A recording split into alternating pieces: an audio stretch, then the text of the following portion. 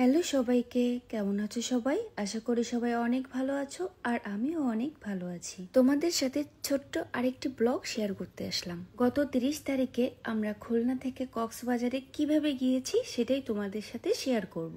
আর হ্যাঁ, এটা কিন্তু আমার এবং আমার মেয়ের আর স্বস্তিকার তিনজনেরই ফার্স্ট প্লেন জার্নি। যেহেতু আমাদের ফার্স্ট প্লেন জার্নি, এজন্য আমাদের এক্সাইটমেন্টটা একটু বেশি ছিল।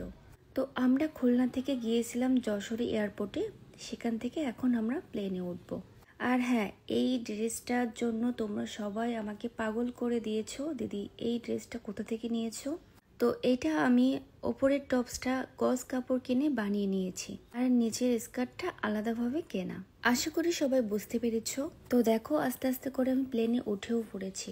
টাইমটা খুব অল্প ছিল, এজন্য আমরা ভালো ভিডিও এবং ছবি করতেই পারি নাই। তো এই দেখো আমার মেয়ে কতটা এক্সাইটেড। আর এই যে প্লেন এখন আকাশে উড়বে। আমার যেহেতু ফার্স্ট টাইম, সেহেতু আমার অনেক বেশি ভালো লাগতেছিল। আর বাইরের দৃশ্যটা জাস্ট ওয়াও ছিল। প্রথমেই আমরা যশোর থেকে যাব ঢাকায়, ঢাকা থেকে তারপর কক্সবাজার। তো এই দেখো আস্তে আস্তে করে প্লেনটাও আকাশে উড়ে যাচ্ছে আর আমি বাইরের দৃশ্যটার দিকেই তাকিয়েছিলাম। তারপর ওপর থেকে নিচের দৃশ্যগুলো দেখতে এত বেশি ভালো লাগতেছিল। আমার মাম্মামও তো খুব এনজয় করতেছিল। তো এখন কিন্তু আমরা অনেকটাই উপরে। আমি মাম্মামকে জিজ্ঞেস করছিলাম কেমন লাগছে তোমার। ও তো দেখো ওয়াও লাগতেছে নাকি ওর। আসলে আমার মেয়েটা এনজয় করতে অনেক পছন্দ করে। আর এইদিকে তোমাদের দাদা তো কানে হেডফোন দিয়ে বসে আছে আর এইখানে ভাই স্বস্তিকা আছে আর আমি আর মাম্মাম বসে একটু ভিডিও করছিলাম, দুষ্টুমি করতেছিলাম। একটা কথা কি জানো, যখনই আমরা কোনো ভিডিও বানাই আর ওর সেটা মুখ মেলানোই লাগবে, সে গানের কথা জানুক আর না জানুক, ওর মুখ মেলাতেই হবে, তো যেভাবেই হোক। তারপর আমাদের কিছু নাস্তা দিয়ে গেছিল। আমার মাম্মাম সেটা খেতে খেতে বাইরের দিকে তাকিয়ে অনেক এনজয় করছিল। আসলে আমাদের প্লেন জার্নি করাটা শুধুমাত্র ওর জন্য, ও চাইছিল বলে। আর এখন আমি তোমাদের দেখাবো প্লেনে আমাদের কি কি নাস্তা দিয়েছিল। একটা বার্গার ছিল, বার্গারটা মোটামুটি টেস্টি ছিল। সাথে 2টা খেজুর ছিল এবং একটা কেক ছিল। যাই হোক, ভালোই দিয়েছিল। ও তার সাথে আরেকটা জুস দিয়েছিল। আর আমার কাছে সব থেকে বেশি ভালো লাগছে কোনটা জানো? এই যে এই নোভা এয়ারের এই বোতলটা, এই জলের বোতলটা এত ছোট্ট আর কিউট, আমার অনেক ভালো লেগেছে তার জন্য। আর এই দেখো মাম্মাম কেকটা খাচ্ছিল, ওর অনেক খিদে পেয়ে গেছিল। আমরা যেহেতু 5 জন ছিলাম, এজন্য আমাদের একটা সিট অন্য জায়গায় পড়ছিল আর সেখানে তোমাদের দাদাই বসছিল।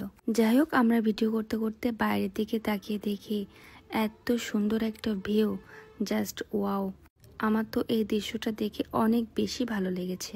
আস্তে আস্তে করে আমাদের প্লেন ল্যান্ড করলো। এটা হলো ঢাকা আন্তর্জাতিক বিমানবন্দর। প্লেন ল্যান্ড করার সময় একটু ভয় পাচ্ছিলাম, তারপরে ঠিকঠাকই ছিল।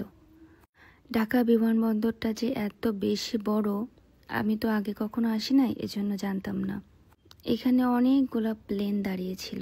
যশোর থেকে ঢাকা পর্যন্ত আসার পরে ঢাকাতে 1 ঘন্টা ওয়েট করার পর তারপর আমরা ঢাকা টু কক্সবাজার সেই এয়ারে উঠি এবং টাইম লাগে মাত্র 55 মিনিট। সেই ক্লিপটা আর নিতে পারি নাই, এটা হলো কক্সবাজারে যাওয়ার পরের ভিডিও। কক্সবাজারে আমরা নেমে তারপরে এই যে আমরা লাগেজ নেওয়ার জন্য ওয়েট করতেছিলাম। পুরোটা জার্নি আমাদের সময় লাগছিল যশোর থেকে ঢাকা পর্যন্ত 30 মিনিট এবং ঢাকা থেকে কক্সবাজার পর্যন্ত 55 মিনিট।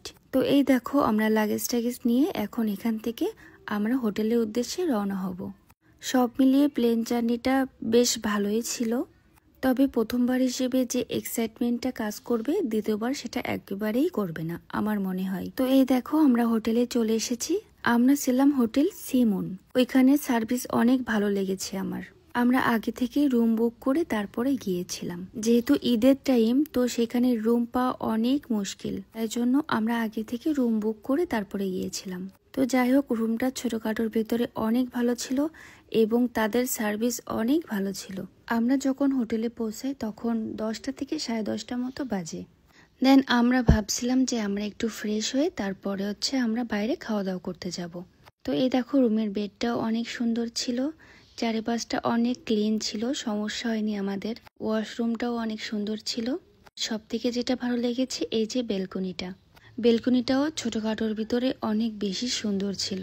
আমার তো মনে হচ্ছিল আমি কখন সমুদ্র দেখব। এই ব্লগটা এই পর্যন্তই। আশা করি সবাই ভালো লেগেছে। সবাই আমার পাশে থেকো, আমাকে সাপোর্ট করো।